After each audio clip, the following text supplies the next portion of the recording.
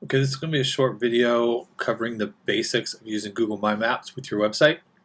You should have already got an invite that lets you edit, so you should have full control to edit all of your markers and your items. This is what it looks like on the website, and we're going to discuss how to set the default view and things like that, and the different categories that you can put stuff in for your visitors to see, to turn on and turn off, because they can come in here and turn these off as they see fit. So let's just take a look at what we have here. These are your icons. These are going to be your different locations that you've added to your map. You can add in a variety of different things, including photos for each of the sections. Right now we have two categories. We have one for mining, one for civil, and this blue bar here indicates which category we're on when we're about to add a new location here. So let's do that real quick. So the first thing that I'm going to do is I'm going to search for that location. So let's grab the address and we'll just go ahead and type it in right here and then select it. So this is the address that it picked. The first thing you want to do is add to map, and you want to make sure that you're adding it to the right category. So that blue bar again is the indication. If I click over here, it's going to be there, and so on. So we'll go ahead and add the map. Now that the map is added, we can edit it. So let's go ahead and edit that by giving it its actual name. We'll put in a little bit of detail about it. And you can put in a full description here if you want. And again, you can actually add photos to it as well. I wouldn't add large photos. So if you're going to add a photo, I'd probably keep it small, maybe about 800 pixels on the widest side. But you would just click the camera and it'll add an image. We'll drag and drop an image in there. So it's going to add a photo up there, and you can add multiple photos to your locations.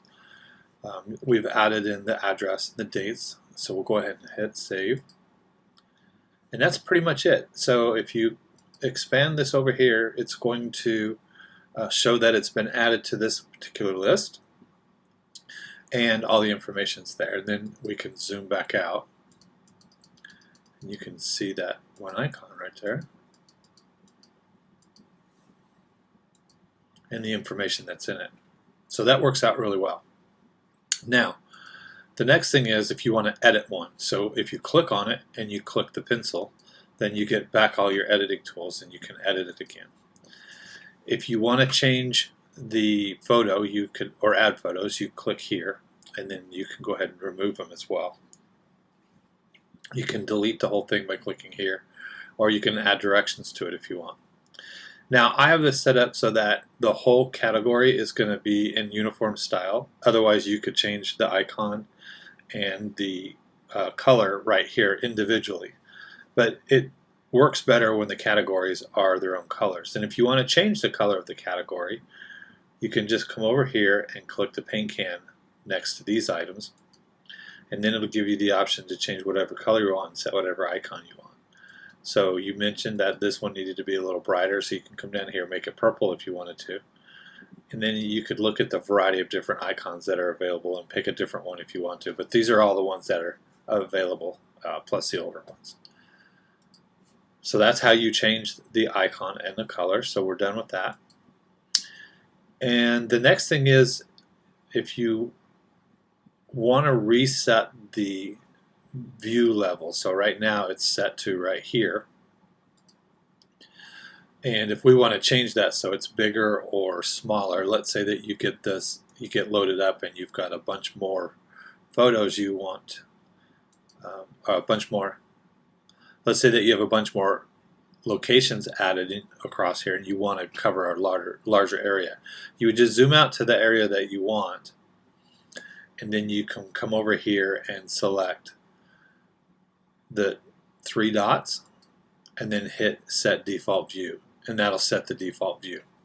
Now this is cached, so you may not see it immediately.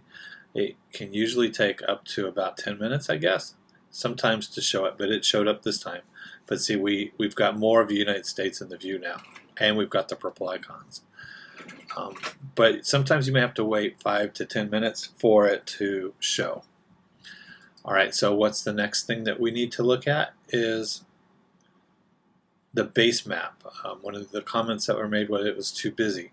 So there's a variety of different base maps in here. You can go down to one that is not quite as busy. You can even get a lot less, but these are a variety of different maps that you can plug in and choose how you want it to display on your website. You can even pick the satellite version if you want. But it gets pretty busy. It is Google My Maps, so you got to kind of deal with Google. But even at that level, some of these don't look as crazy as the originals. So you can pick whichever map that you like the best, and then once you're done, you go back and you hit set my default view, and that'll change everything. Let's see how fast, if it's updated or not. No, it hasn't updated yet, so it'll update here in a couple of minutes, but that's how you do it.